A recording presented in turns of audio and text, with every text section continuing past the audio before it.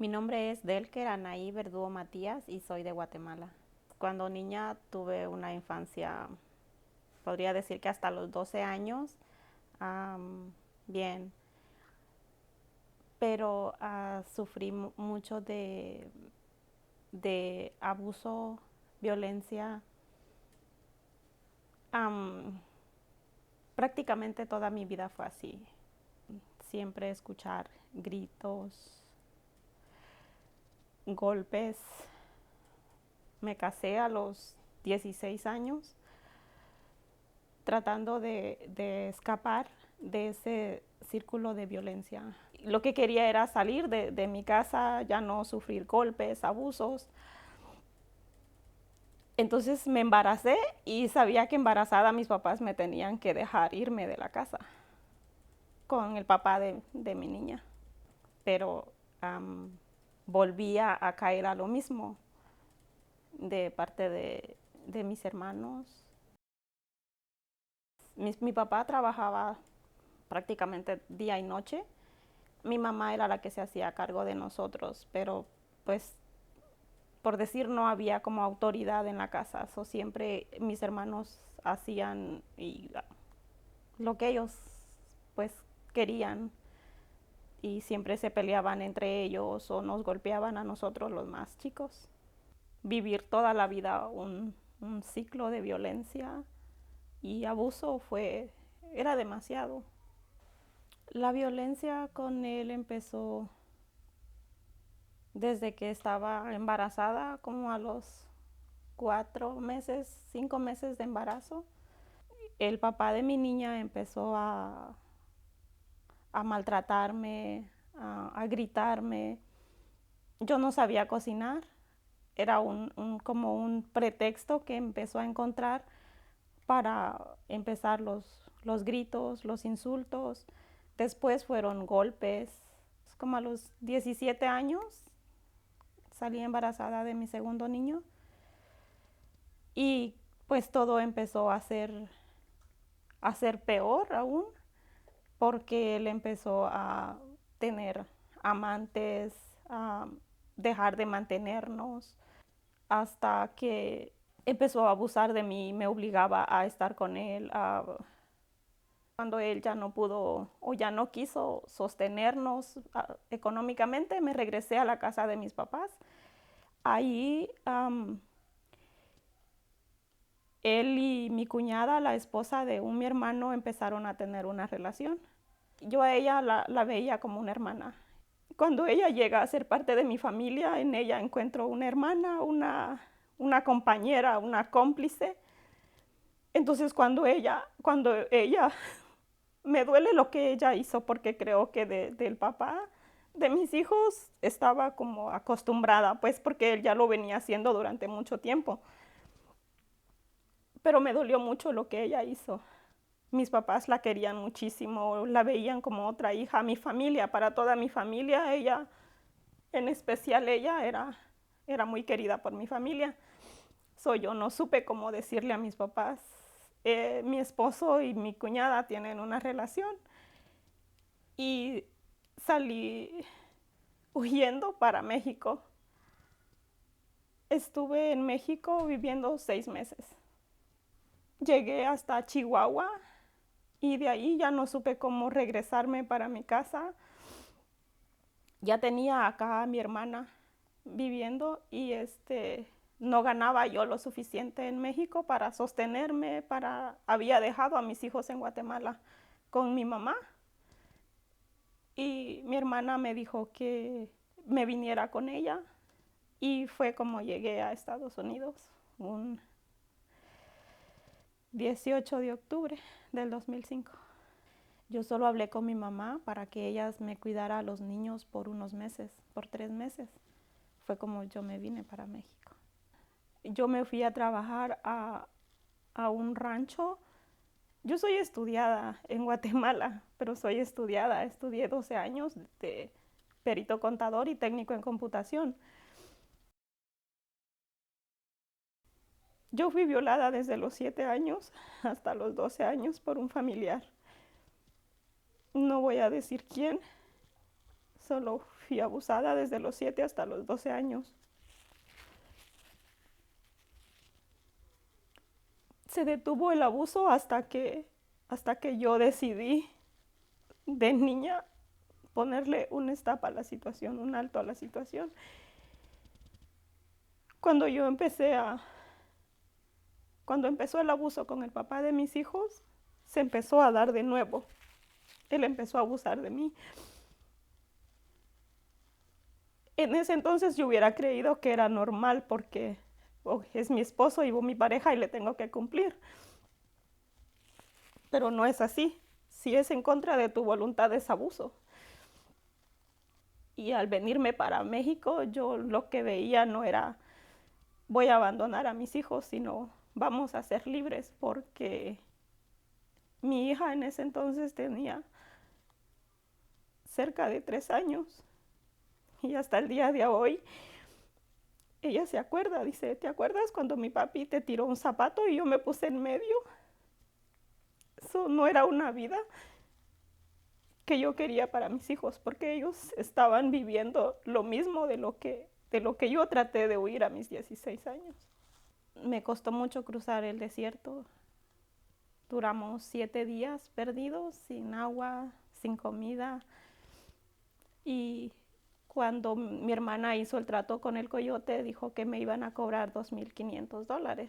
So, mi hermana dijo si puedo pagarlos.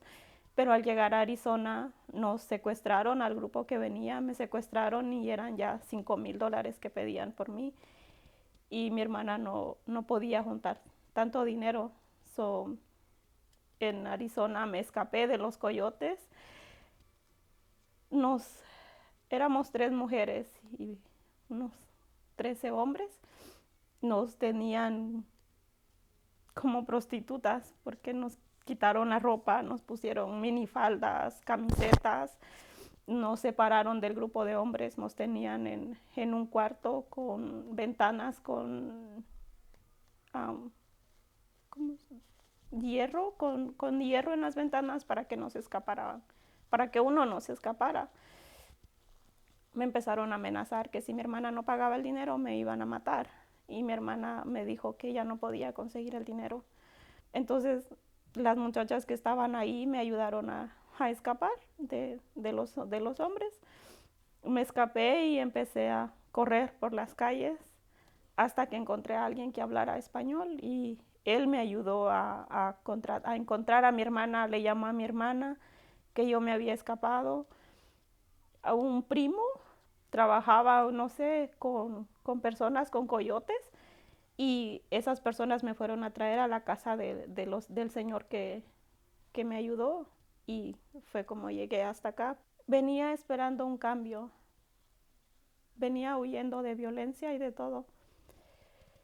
Cuando vine a Santa Clarita, la primera cosa que escuché de la persona que me ayudó a llegar de Arizona para acá fue: aquí se hace lo que yo digo, aquí mando yo, las reglas las pongo yo. Y me dijo, podemos hacer mucho dinero, vamos a hacer mucho dinero, hay un trabajo muy bueno para ti. Y le pregunté qué era, me puso sus manos en mis piernas, yo venía con la misma ropa con la que me habían, una minifalda, me puso la mano en mis piernas, y me dijo que de prostituta. Le dije que no, que yo venía huyendo de todo eso y que esta vez yo no iba a caer en el mismo juego. Y me dijo que él iba a encontrar la manera y él sabía que yo iba a hacer lo que él quería. Pero mi hermana estaba embarazada de él. Mi hermana se puso a llorar y me dijo, hago lo que él me dice. Él, él me manda, él me controla. Intenté de muchas maneras no caer bajo su dominio, por decirlo así. Varias veces nos agarramos a golpes, claro, él es hombre, siempre me ganaba. Hasta que yo conocí al papá de mi hijo menor. Por alguna razón, mi primo le tenía miedo o respeto, lo que sea a él, Entonces, cuando él le dice que él estaba interesado en mí, él como que nos empezó a dejar de molestar, de buscar, de insultar, de, de golpear. Entonces, yo dije, wow, mi salvación. Los primeros meses, como toda relación, fue bonito. Pero cuando yo salí embarazada del niño, como a los 4 o 5 meses, él empezó a cambiar, empezó a tomar, a gritarme, a insultarme. En varias ocasiones me pegaba en el estómago para que yo perdiera al bebé.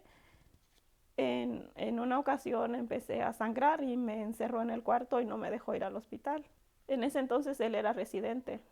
Me amenazaba con que me iba a deportar. Cuando el niño nació, las cosas empeoraron aún más porque intentaba golpear al niño. Salíamos a veces a horas de la noche corriendo sin zapatos con los niños a la calle para que no nos encontrara, para que no nos pegara.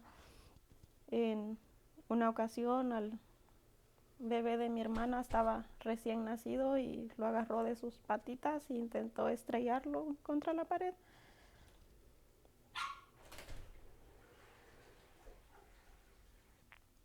Salir de la situación no fue fácil. En una ocasión él duró tomando casi una semana. Entonces todas las noches llegaba a pegarme, a abusarme. En esa ocasión empezamos a forcejear para que no se llevara a los niños.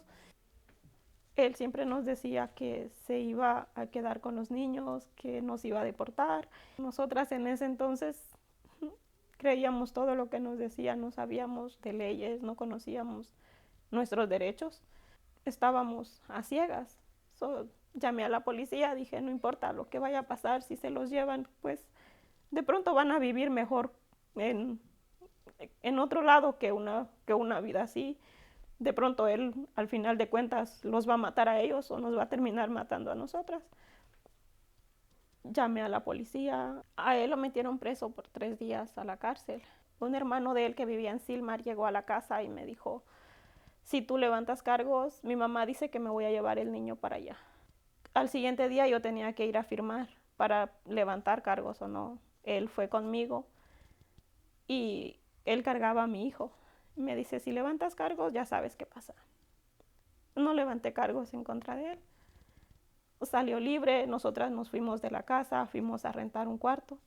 Teníamos la orden de restricción, llegaba, me molestaba, me corrían de los cuartos, me corrían de los trabajos.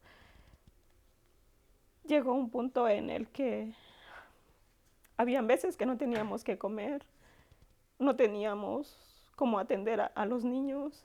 Aún seguía pensando que no tenía derechos, que no había una manera de encontrar ayuda.